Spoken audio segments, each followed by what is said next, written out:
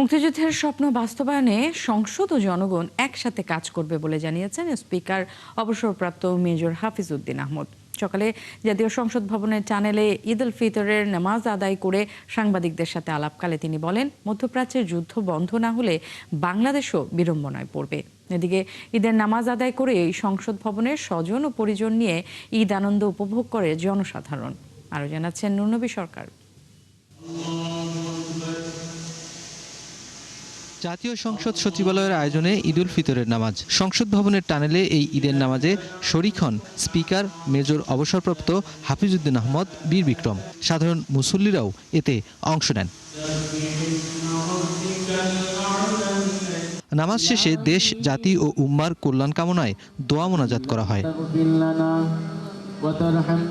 এরপর গণমাধ্যমের সাথে কথা বলেন স্পিকার। বলেন, মুক্তিযুদ্ধের অসমাপ্ত স্বপ্ন বাস্তবায়নে সংসদ ও জনগণ একসাথে কাজ করবে। যেই স্বপ্ন ধারণ করে এই দেশে 1971 সালে মহান মুক্তিযুদ্ধ সংগঠিত হয়েছিল, সেই স্বপ্ন আজও বাস্তবায়িত হয়নি। আমরা আশা করব নবনির্বাচিত জাতীয় সংসদ এবং জনগণ সবাই মিলে আমরা সেই মুক্তিযুদ্ধের চেতনাকে বাস্তবায়িত করতে সক্ষম হব। তিনি বলেন, মধ্যপ্রাচ্যের যুদ্ধ বন্ধ না হলে বাংলাদেশও বিড়ম্বনায় পড়বে। মধ্যপ্রাচ্যে একটি যুদ্ধ শুরু হয়ে গিয়েছে।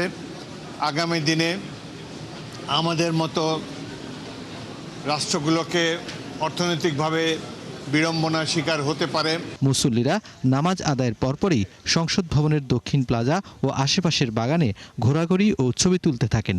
পরিবার, পরিজন ও স্বজনদের সাথে নিয়ে এসেছেন অনেকেই। আমরা সবাই এসে এখানে ঈদের নামাজ আদায় করেছি, খুব ভালো লেগেছে। এত লোকজন হওয়ার পরেও ঝামেলা হয় নাই। ঈদ মুবারক, ঈদ মুবারক, ঈদ মুবারক।